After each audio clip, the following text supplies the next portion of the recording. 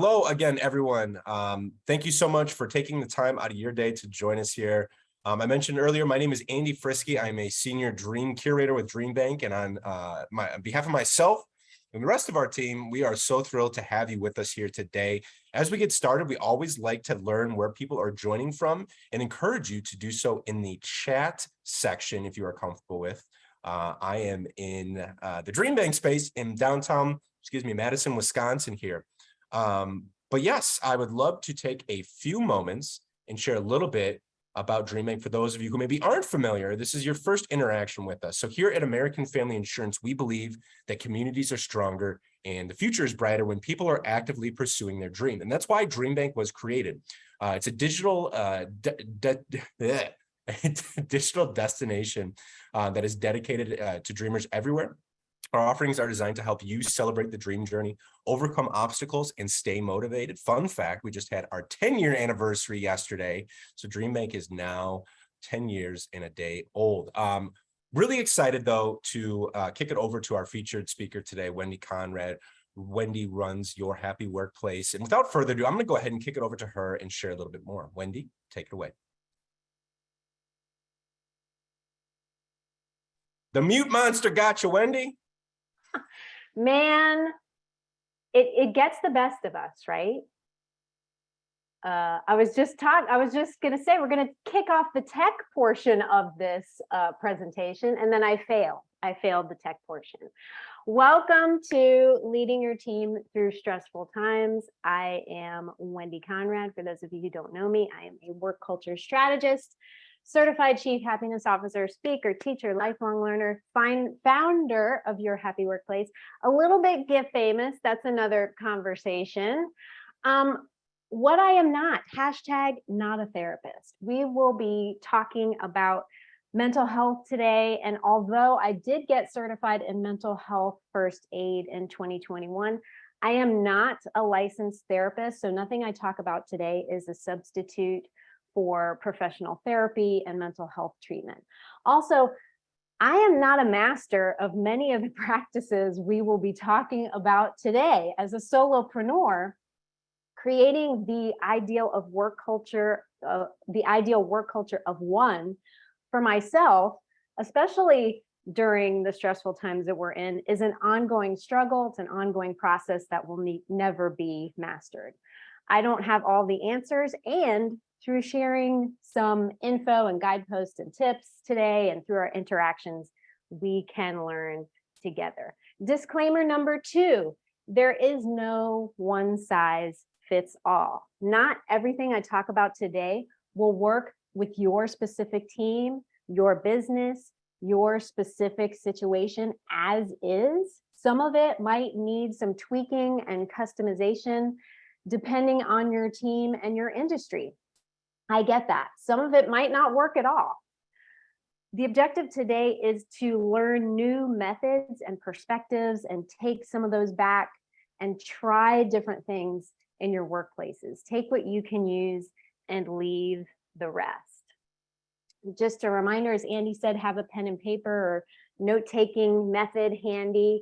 I invite you to monotask with us. What does that mean? That means silence your phone, turn off your social media notifications, let whoever's in your space know, hey, I'm going to be busy for the next 45 minutes or so. If you haven't already done so, close out of other tabs you might have open and be tempted to pop over to.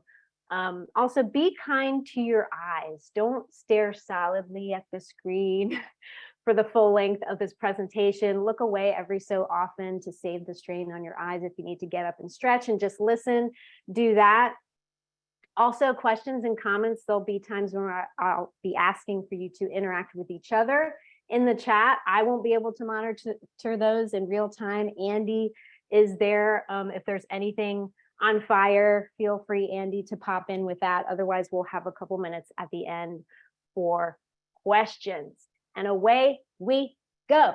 Today's agenda, we'll be doing a couple activities here, go over some definitions, talk about some preventative tips that you can do in your workplaces for stress, tips for acute stress, and we'll talk about what that is in a minute, and do some closing comments. But before that, let's just do kind of a breathing exercise here for a minute or so to kind of help us dilute our stress a little bit while we're together today. And if you want to follow that pink guide for the inhale and exhale, do that. Or at an exhale and inhale and exhale, and kind of let go of any tension in your body where you feel it. Inhale, exhale. Do one more inhale and exhale. If you're feeling loose. All right. Our first activity is an annotate activity. So if you go up to your options at the top of your screen and click on annotate, and then click on stamp and choose a stamp.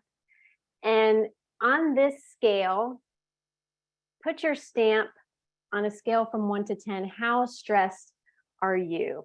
10 being the most stressed, 1 being you're completely zen, just so we can get an idea of where we're all at today. Okay. All right, we're mid to high here is the general consensus. All right.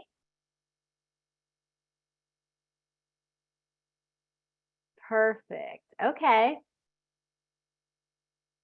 All right, we're going to go to the next question here. When was the last time you engaged in something that you would consider self-care? And self-care isn't always bubble baths and pedicures. It can also mean setting boundaries, exercising when you don't feel like it. So when's the last time? Was it over here, a month ago, a weekish ago, yesterday? When was the last time? Okay. That's good, y'all. Like to see it. All right.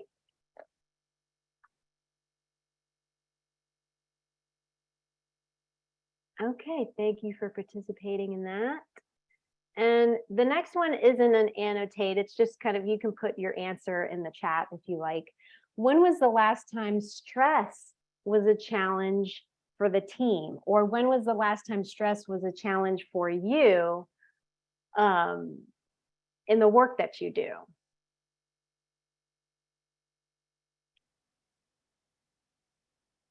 This is this week. Okay. Yeah.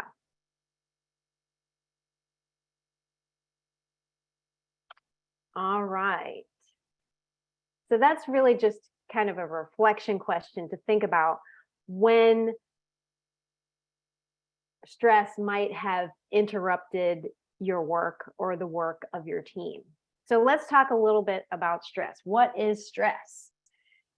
It's defined as a state of mental or emotional strain or tension resulting from adverse or very demanding circumstances.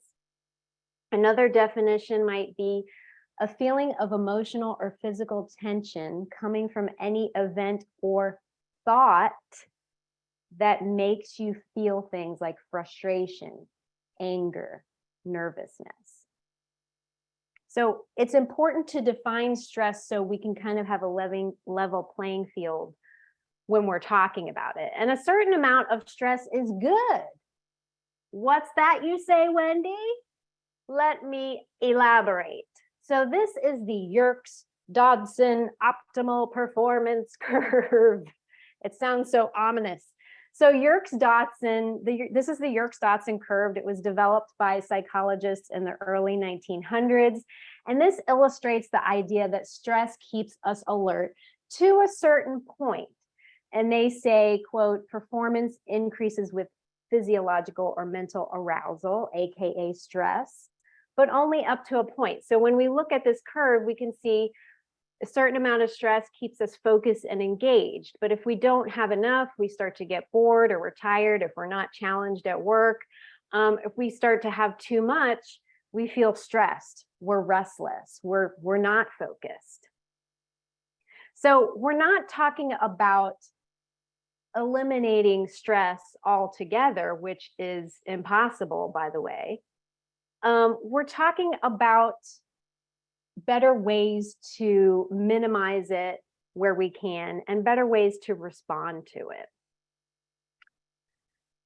The best indicator of how your team will weather stressful times is what you are creating with your culture when times aren't as stressful.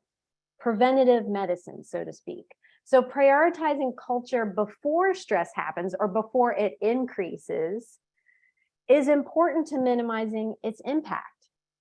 So question, what do you think happened with organizations that did not have healthy or strong cultures or did not prioritize wellness in March of 2020 when the pandemic first hit? What do you think might have happened in those organizations? There's no solid foundation, and some of you may have experienced what that was like.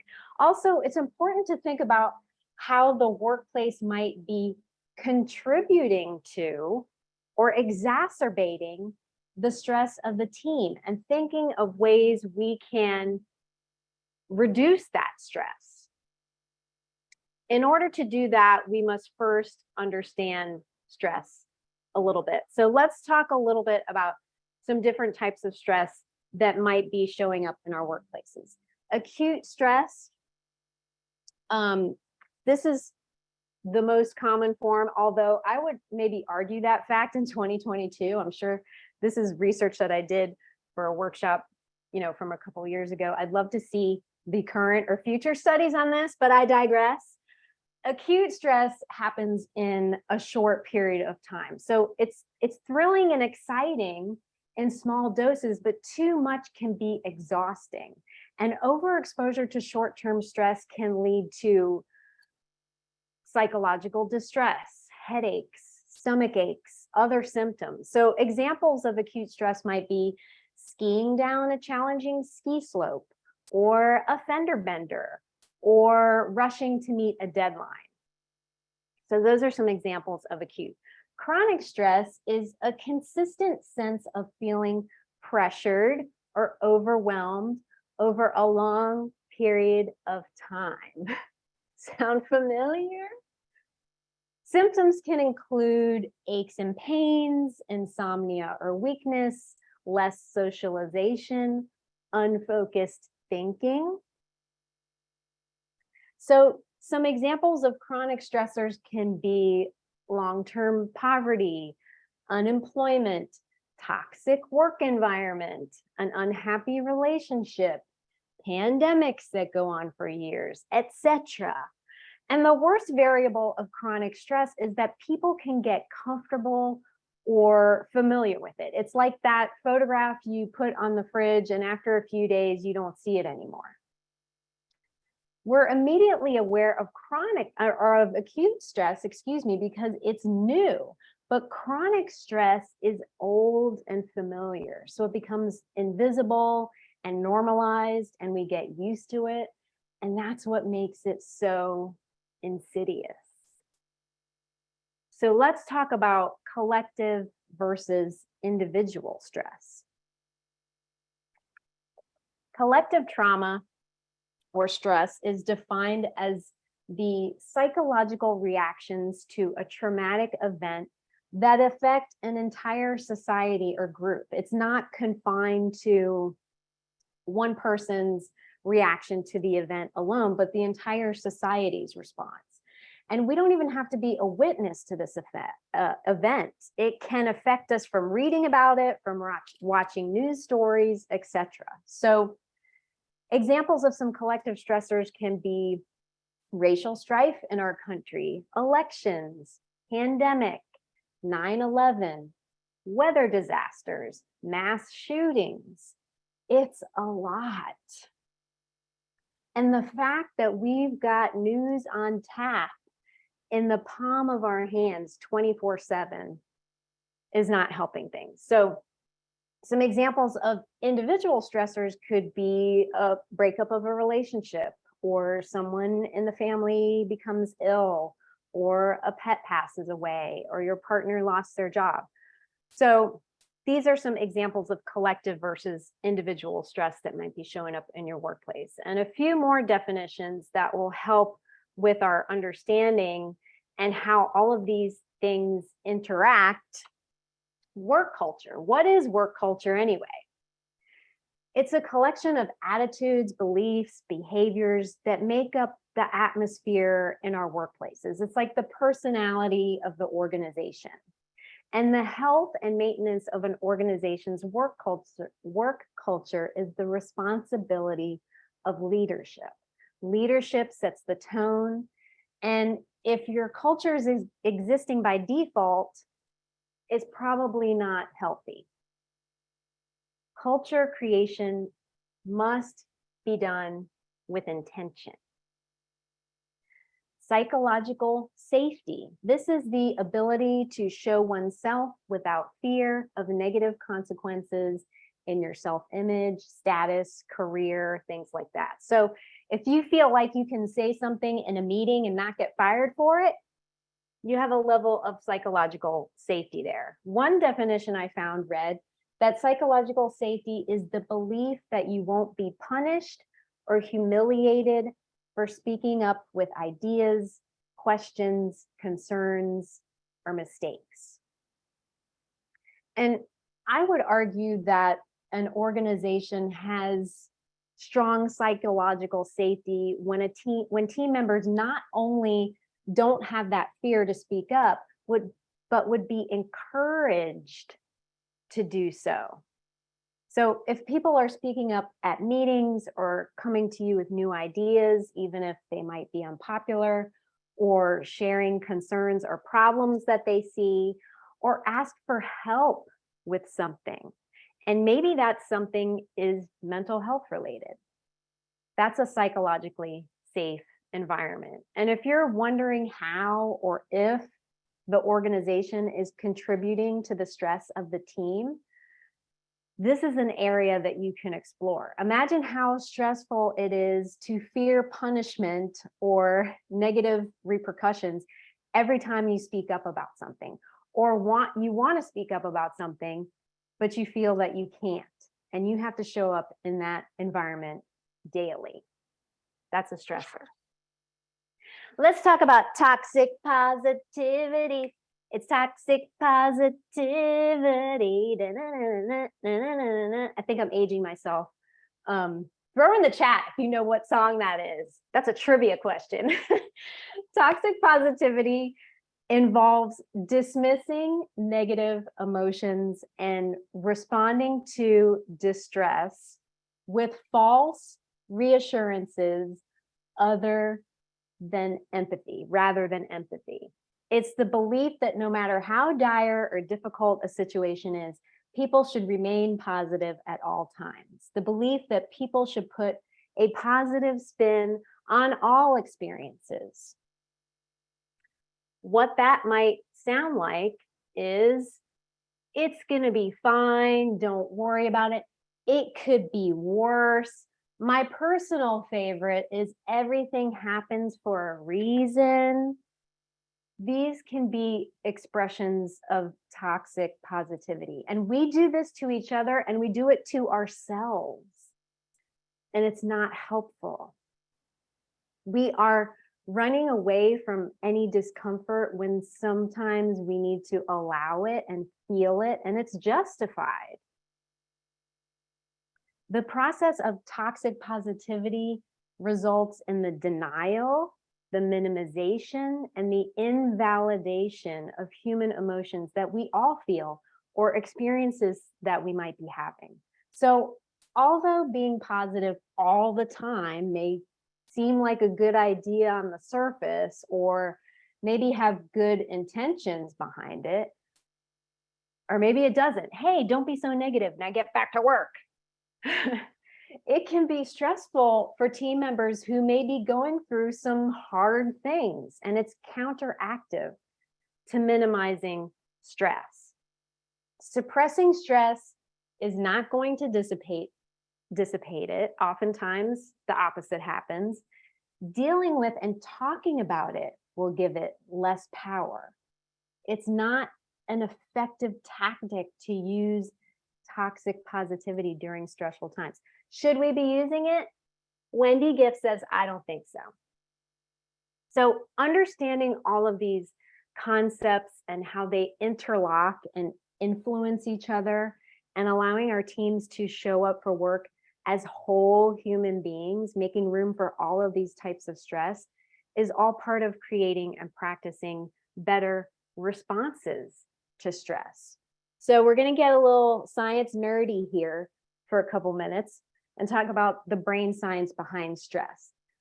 The brain is the central organ of stress. When we are stressed, our brains go into fight, flight, or freeze mode. Some of you may have heard that many times before.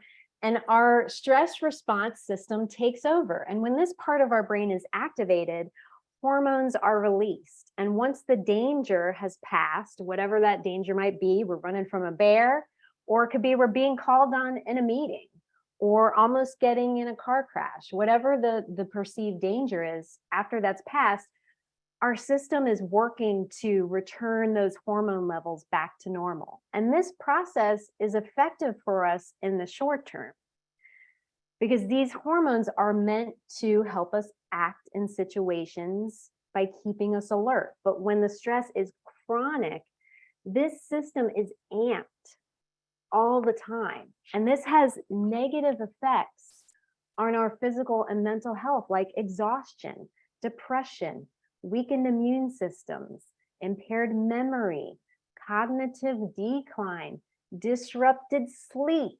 brain degeneration, y'all. Stress literally kills brain cells.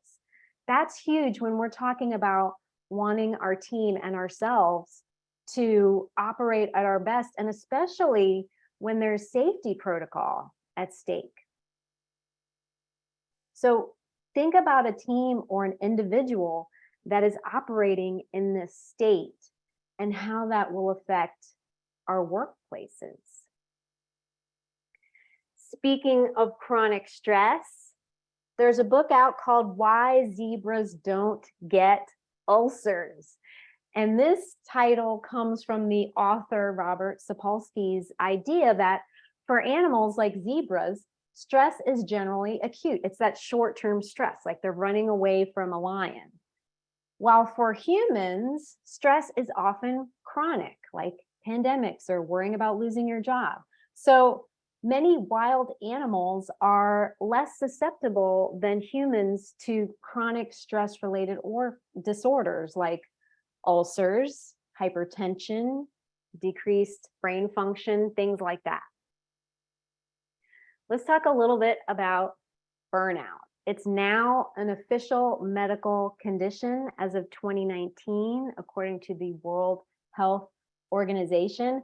And this condition results from chronic workplace stress that has not been successfully managed. And it's characterized by these three things: feelings of energy depletion or exhaustion, increased mental distance from your job or feeling negatively or cynically about your work, and number three, reduced professional efficacy or a decrease in how well we do our job.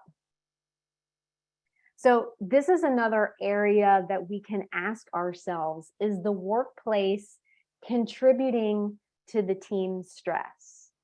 Are they overworked? Is toxic productivity celebrated and rewarded?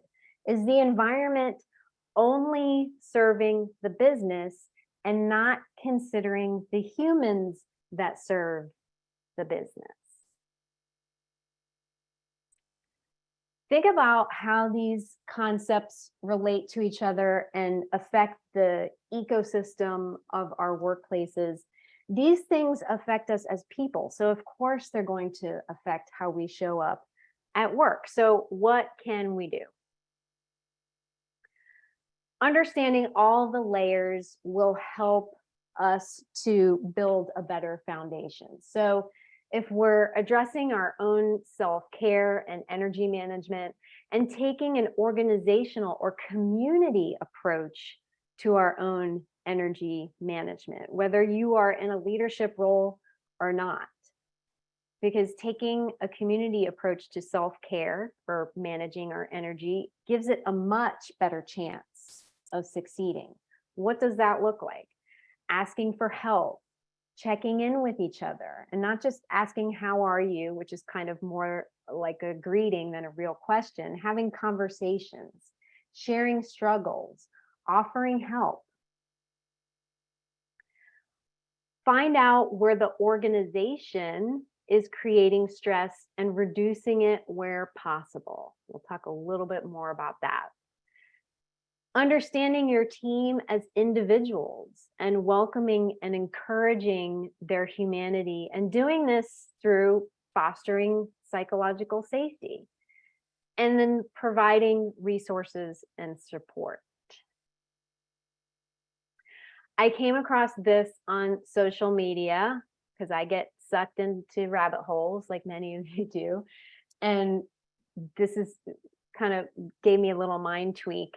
This poster says she was with a friend yesterday who said, what most people are doing is not self-care, it's aftercare. And that's not sustainable. Think about if the self-care or energy management activities we are engaging in as teams and individuals would be categorized. Would they be categorized as self-care or aftercare? Is your culture prioritizing community self-care or requiring individual aftercare? As far as our workplaces go, are we getting to the root of the problem, or are we handing out Band-Aids to problems that maybe are being contributed to or even caused by the organization? Here's an example of that. This poster said she got invited to an event called Looking Out for Mental Health from a company she's been working for that cut benefits in 2021. So they're paying 100% out of pocket for depression treatment. Number two, increase clients by 3 times without increasing employee compensation. Good looking out. She elaborates by saying, if you're a corporation and you'd like your employees to know you care, consider paying them more and offering good health insurance. This really illustrates that concept of how organizations might be contributing to stress. As some of you may know, I live in Florida, and a friend of mine lives in Miami, and we were texting the other day after the hurricane, and she sent me this text, and I asked her for permission to use it here. She works for a company that she loves. She says, I'll never not appreciate what I have. The company has been reaching out to us in Florida with resources should we need anything after the storm. And by we, she's talking about colleagues, not clients. No one telling them to make sure they come in and service clients. They had a wellness check meeting, and they reiterated, take care of yourselves, your families, your homes first and foremost. They even paid for a hotel for one of the direct reports who lives in Tampa, which is closer to the storm than Miami. So refreshing, but also sad thinking about the company she came from. So that's an example of how an organization can help reduce stress for the team. So let's talk about some concrete things we can do to lead through stressful times.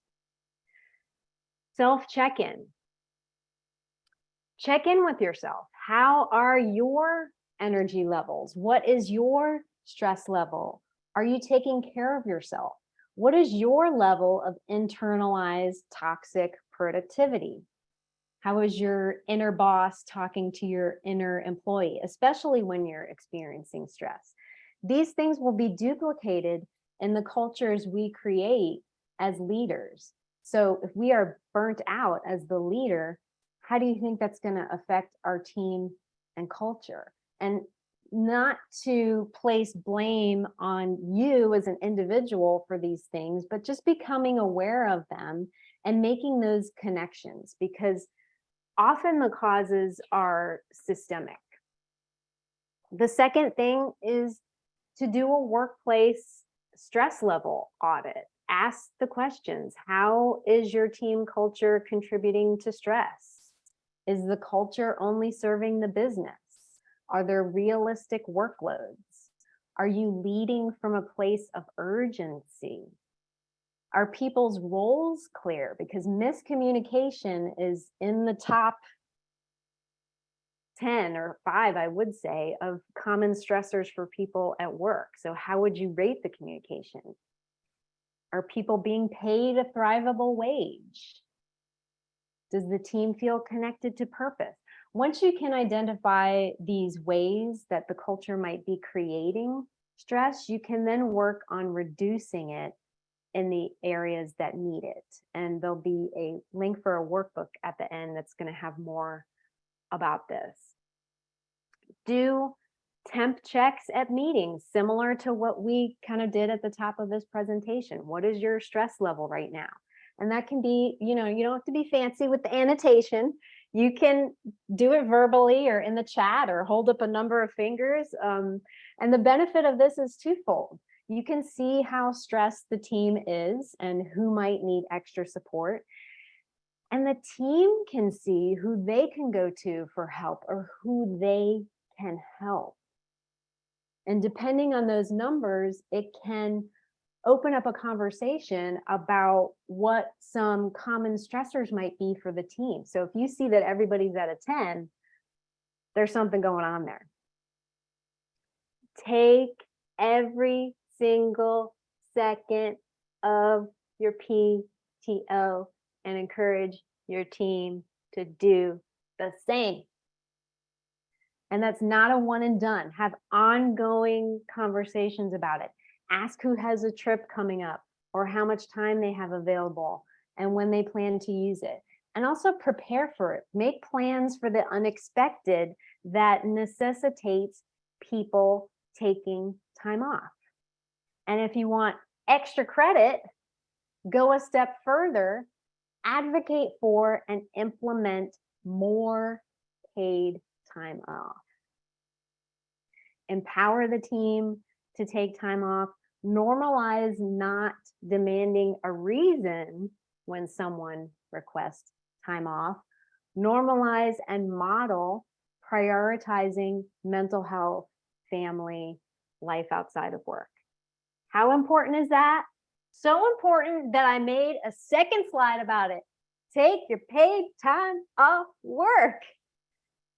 And community approach, check in with friends, family, work besties, team members, and yourself regarding taking the paid time off. Make sure your community is doing it. That's part of community self-care.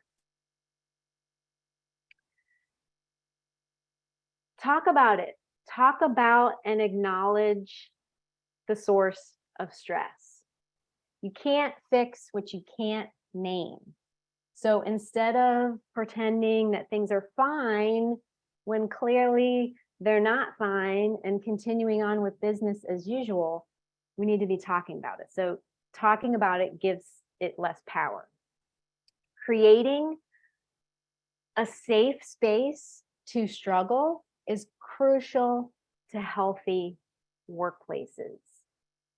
Creating an environment where it is safe to struggle is crucial to creating healthy workplaces.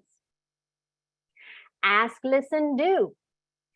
Ask what the team needs, immediate and long-term, and that might be time off or revamped expectations or improved processes.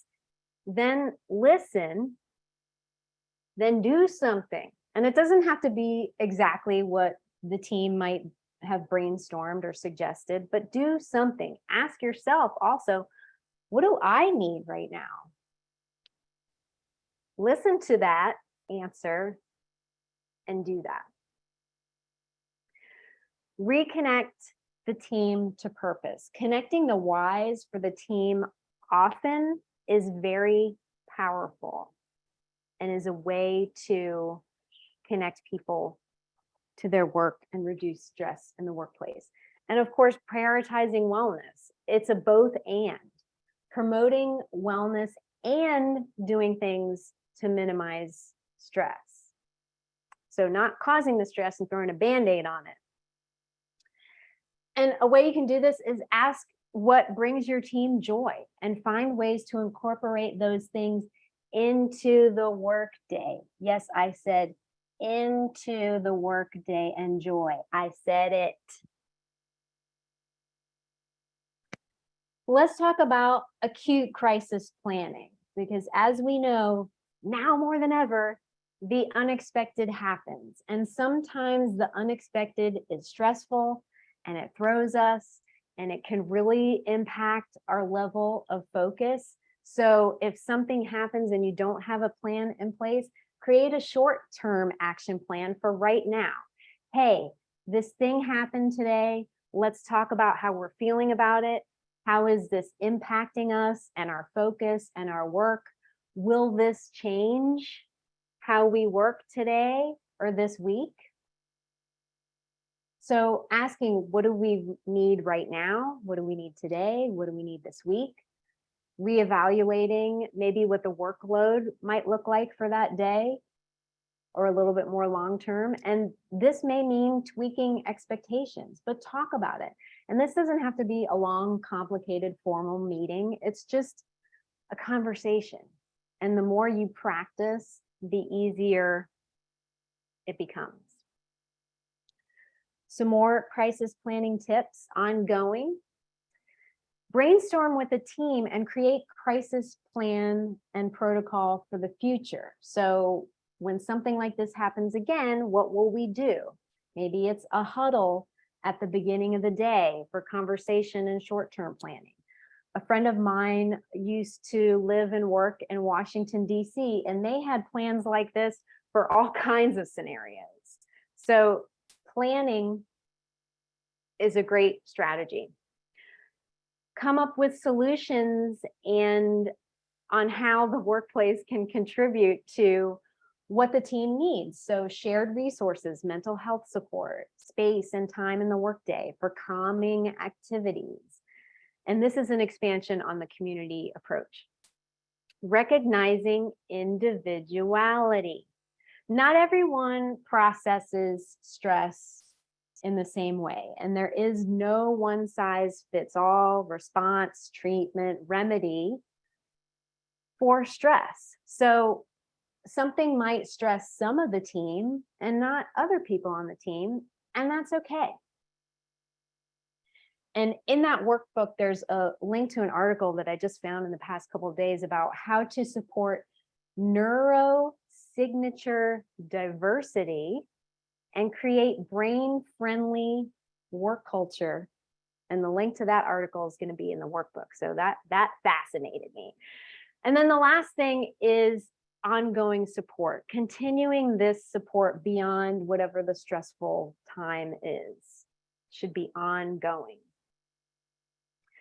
So if we're looking to reduce stress at work, be a resource. And this doesn't mean you have to solve every problem, but you can point people to resources. So maybe make a resources or contact info list available to your team. And that list will look different for every team. Make sure the team knows what your insurance, if you've got group insurance, covers as far as mental health services.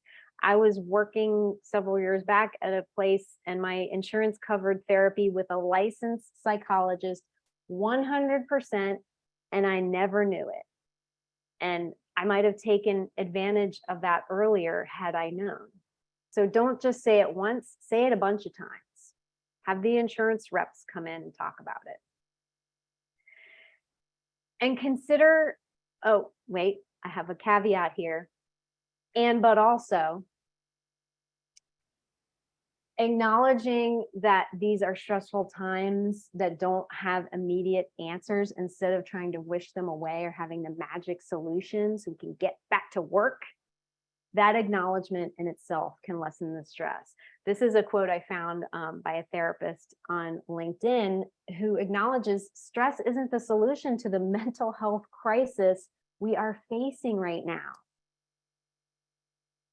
Therapy saves lives, but it's not a Band-Aid for us to put on society's gaping wounds. So I wanted to stress that also, because that acknowledgement in itself can lessen the stress. Oh, okay, I'm not expected to not be a robot and not be stressed right now.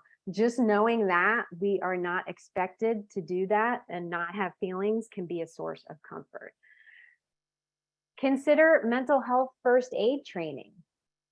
This is something I recommend for all humans, but definitely for all people who are in leadership roles in your workplaces. And that link is here, and it will also be in your workbook. It's mentalhealthfirstaid.org. It was inexpensive, a little bit of a time investment, but well worth it. What not to do. We should not be saying, get back to work, or stop being a baby, or suck it up, or it's not my job, I'm not a mental health professional. That's true, but our responsibility is not to diagnose, but just to be a resource and to support. Or something like, we didn't stop work every time bad news happened when I was your age. Not helpful. And today's world is a different world. So don't wait for stressful times to do something about it. Take some of these preventative actions. And there are more than just two choices. Either we ignore and keep prioritizing productivity and maybe engage in some toxic positivity, or we take the week off and get nothing done. There are lots of options in between that can both honor our humanity and our business as best we can, given whatever the current situation is. So practice using non-binary thinking, non-black and white thinking, and practice getting creative. What does this look like? Taking 5 minutes at the top of a meeting to talk about the news of the day, including reminding ourselves of what calms us during stress and how the team might be adjusting to expectations if necessary. So pointing people towards resources and actions they can take specific to maybe an event that has thrown off everybody's focus. And letting the team know what actions the organization is doing and what resources the organization has, either mental health or specific to the issue, to help with the issue at hand.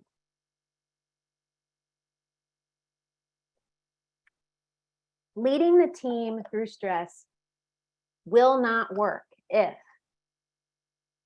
we are not working on our own stress responses and energy management, if we think we have nothing to learn, if we think ignoring something makes it go away, if we believe there's only one right way to do it, or we must do it perfectly. Perfectionism is a scam, by the way. It will not work if we stick with, this is how we've always done it methods. It will not work if we prioritize profits and productivity over people. It will not work if we want the magic formula or the easy to execute stress buster solution. It will not work if we use temporary or superficial solutions as band-aids to chronic issues.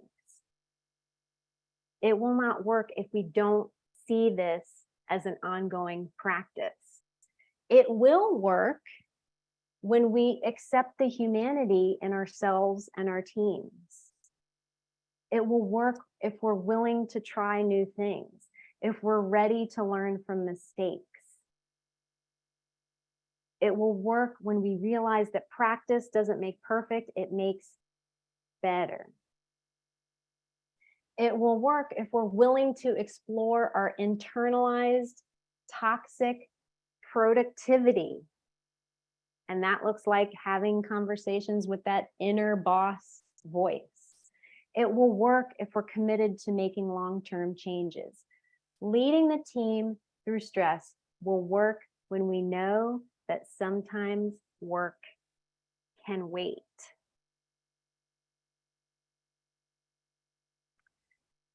Allowing for and encouraging our full humanity at work, prioritizing wellness, and balancing that with what needs to get done, and communicating what our roles are when situations become stressful, how we can help, asking for help. These are all strategies that will lead us through stressful times. Communication, asking and listening. Examining our existing workplaces, how it might be contributing and exacerbating stress, and prioritizing wellness all the time. When we practice these things with a community approach, it will help us get through stress together. Thank you so much to Andy and the DreamBank community. It's always a pleasure to share and hang out with you. There is the workbook link, and I'll also send that to Andy.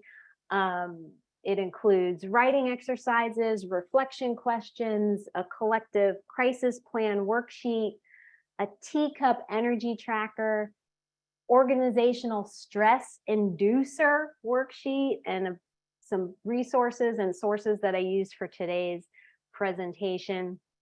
If you want more Your Happy Workplace, you want to sign up for the Your Happy Workplace newsletter. But where can I do that, Wendy? You can do that on yourhappyworkplace.com. Also, check out the podcast. It's called the Internal Customer Handbook. You can just search Wendy Conrad wherever you listen to podcasts, and I will pop up. Follow me on the socials, won't you? And let's stay in touch. I'm on Insta, I'm on LinkedIn, I'm on YouTube. I'd love to hear what you are trying and what you are applying in your workplaces. And now I will open up the floor to questions.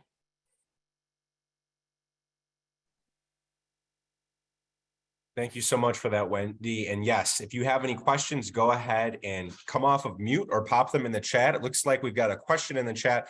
What advice would you offer to those of us who are trying to get over workplace burnout? Yes, recovery is always harder than prevention. So if you're looking to recover from burnout, that's not a one-size-fits-all answer. I would say do what is within your realm of capability. That means reclaiming some of your time back wherever you can. I know people who, talking about internal productivity, a friend of mine was recently told by a boss that they could leave early for the day, and they didn't. And these are things that we have internalized to not allow ourselves space. So wherever you can give yourself back some time, take that time and do things. And you'll see this in the workbook. There's that teacup exercise that will help you with this, because it's going to have you list things that drain your energy, but also things that nourish you and fill your energy. And that's something I struggle with too, because, I don't know what all of those things are, because we're so focused on what's stressing us. We need to shift to what's going to nourish us. So reclaim time where you can. I know we all have different privileges as far as that's concerned, and find things that nourish you and start doing those things. I hope that answered your question, Colleen. Couple more minutes for any more questions that may come in. I know that this comes up a lot though, but and it has already this time, asking if this event will be recorded. And yes, it is being recorded. It will be updated or uploaded, to our YouTube page. And I went and put the link in the comment section, or the chat as well. So go ahead and follow that link. It should be up in about a week. And then also, I wanted to share with you a good concise list of all of our upcoming events. So you may have found Wendy's event here, but here is a list of all of our active events we have for DreamBank. So we have 9 distinct event series at DreamBank. I head up our career in our small business workshops, but we also have events in Spanish, family-related activities. We have an inspirational, motivational wellness speaker series. Our Learning Lab series is kind of like a how-to or a 101 series. So go ahead and follow that link again. That'll be the most up-to-date and concise link for all of our events. I see Go ahead. Sorry, Andy, I see a question that was sent to me directly in the chat, and it Go says, ahead. Yep. can you talk about toxic work environment stress? Can you elaborate a little bit on that, Kate? Because I see that was put in the chat before I finished. So I don't know if I addressed that question in the end of the presentation, but toxic work environment stress. I mean, I experienced it firsthand. So I can speak to that, but I'm not sure I know what your question is. Like, I guess my question is more related to once you've identified toxic work environment stress, what are the ways to directly deal with it, to bring light to it, bring light to the fact that it leads to burnout, and deal directly with the people who may be causing it? Are you coming at this from a leadership role, or on, like, in terms of making decisions in the workplace, or someone who's more on the receiving end of it? So a leadership role and someone who's on the receiving end of it. Okay, this is something that a challenge that is brought to me commonly from a lot of people who are in maybe like middle management or HR roles, because they are recognizing that toxic stress is happening in the workplace, but maybe they don't have the capability to make as many changes as they would want. And feel free to let me know, Kate, if I'm going in the wrong direction with this. But unfortunately, my answer right now is the business case. If you want to get some stuff done to let the C-suite see how this is affecting the business, there's plenty of studies out there that show how burnout and stress and toxicity in our workplaces affect the bottom line. And I don't like giving up an answer, because that shouldn't be the sole motivation for caring about your team and your people. But unfortunately, that's the language that some decision makers only hear. So if they like graphs, throw some graphs at them, throw some article links at them, whatever you need to do to get them on board with making some changes in the workplace and saying, hey, this is what's going on in your team, and this is how it's affecting your business. So I hope that answered your question, Kate. And as far as dealing with it as someone who's receiving it, I think I talked a little bit about that with the last question. But again, it's not a one size fits all. It's finding what's going to work for you and how you can create space for yourself and do what's going to nourish you. I hope that answered your question, Kate. That does. Thank you. Okay. We had another question that came in. Many of us have work stress, which, although we try to leave at the door, still affects us. Many employers do not realize this impacts our productivity. How would we recommend the best way to advocate for more PTO, better health insurance, more compassion from leadership, including corporate, et cetera? Yeah, I think, all of us, not just people in leadership positions or C-suite, we all put that expectation on ourselves to leave all of our stress at the door, which is psychologically not possible. We cannot compartmentalize our lives and our brains like that. So removing that expectation, number one, would be the first thing I would say, and do that by having conversations. Many employers, how would you recommend the best way to advocate for more PTO? Again, there's a ton of studies out there that show, I think it was Iceland that did the 4-day work week, that show the effects of having more time in your schedule and how that positively affects productivity. Because if we are working ourselves into burnout, that's not productive. And as far as our brains go, we can't, brain science wise, be productive for 8 solid hours a day. So if you want to advocate for more PTO, you need to find out what their love language is. If that's dollar signs, then there's tons of, and if you want to contact me, I can help you with that. I am all about throwing some studies. There's decades and decades and decades of studies. If they want to see graphs about how this is affecting, how more paid time off can positively affect productivity, I'm all about it. Better health insurance, same thing. More compassion, that's a little bit of a harder sell. You can't force somebody to be compassionate. But if it's the outcome that you're looking for, sometimes that's not necessary. And also, if it's all about making choices too. If you're in a working environment that is not compassionate towards their people, you might need to make some hard choices in terms of, is this a place I want to work at? If you're finding that your advocacy for change is not moving the needle at all. I hope that answered your question, Sunshine.